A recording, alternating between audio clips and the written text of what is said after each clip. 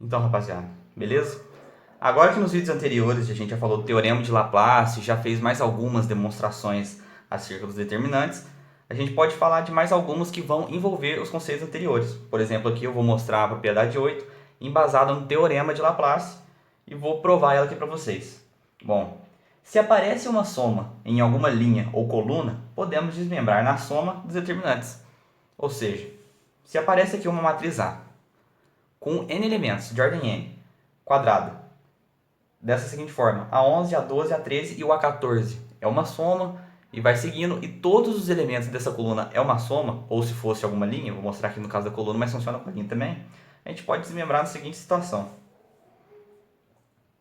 nessas duas matrizes, que a gente pega esse primeiro elemento de cá e coloca aqui, esse segundo elemento e coloca aqui, e o teorema diz o seguinte, que o determinante dessa matriz de cima é a mesma coisa que a soma desses dois determinantes aqui. Como é que a gente pode provar isso? Bom, se a gente pegar a matriz A e desenvolver o teorema de Laplace, o que nos diz o teorema de Laplace? Que o produto de cada elemento pelo seu respectivo cofator é o determinante. Ou seja, pegando o A14, que é o B mais C, e multiplicando pelo cofator do A14, o A24, multiplicando pelo cofator do A24 até o AN4 da mesma coluna, multiplicando pelo seu respectivo cofator, a gente tem o determinante do A. E se a gente fazer essa distributiva do cofator aqui na multiplicação, a gente vai chegar na seguinte operação: BA14 mais o C, o cofator do 14, do elemento 14, e nisso aqui.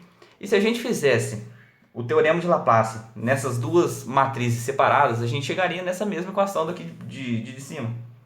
Olha aqui. Se a gente pegar essa mesma linha, aplicar o Laplace, a gente vai chegar aqui o B, que é o elemento A, 14, pelo cofator do 14, vai chegar mais o B, que é o elemento que está ali em cima, mais o cofator do 24, até o X, mais o cofator do AN4, e somar com o do A', que seria o segundo elemento da soma, que seria o C, vezes o cofator do C, o K vezes o cofator do K, até o Y vezes o cofator do AN4. A gente chegaria, somando esses dois, nessa mesma propriedade aqui de cima, nessa mesma operação aqui de cima. Bom, agora a propriedade 9, também conhecida como Teorema de Jacobi, diz o seguinte: se fizermos a soma de uma linha ou coluna com um múltiplo de outra linha ou coluna, o determinante não se altera. Como é que a gente pode provar isso? Bom, eu tenho uma matriz A aqui, com esses elementos, e eu vou pegar a segunda coluna e vou somar com 3 vezes a primeira coluna. Vai ficar isso aqui: A12, A22, A32, A42, que é a segunda coluna, mais 3 vezes A1, 3 vezes A21, A 3 vezes A31 e 3 vezes A41, que é 3 vezes essa primeira coluna aqui. Bom, de acordo com a propriedade 8, a gente pode reescrever dessa forma, somando as duas matrizes, que o determinante é o mesmo. E de acordo com a propriedade 6 também, a gente viu que essa matriz aqui, que possui uma linha como sendo múltiplo dessa, o determinante dessa é zero. Então, o determinante da matriz da soma vai ser igual a soma dessas duas matrizes, e como esse aqui é zero, vai ser igual a determinante dessa matriz, que por sinal é a mesma da inicial. Ou seja, está comprovado que se a gente somar uma linha ou coluna com o múltiplo de outra linha ou coluna, o determinante não se altera. Bom, agora vamos para a 10ª e última propriedade. Enfim, se uma linha ou coluna é combinação de outras duas, o seu determinante é zero. Como é que a gente pode ver isso? A gente tem aqui uma matriz A, 3 por 3, e a terceira coluna é a combinação da soma da primeira com a segunda. Então a gente pode separar, de acordo com as propriedades anteriores, em uma soma de determinantes. No caso aqui, A11, A12 e o primeiro elemento de cá, e o A11, A12 e esse segundo elemento aqui. Separando, né? A gente já discutiu isso.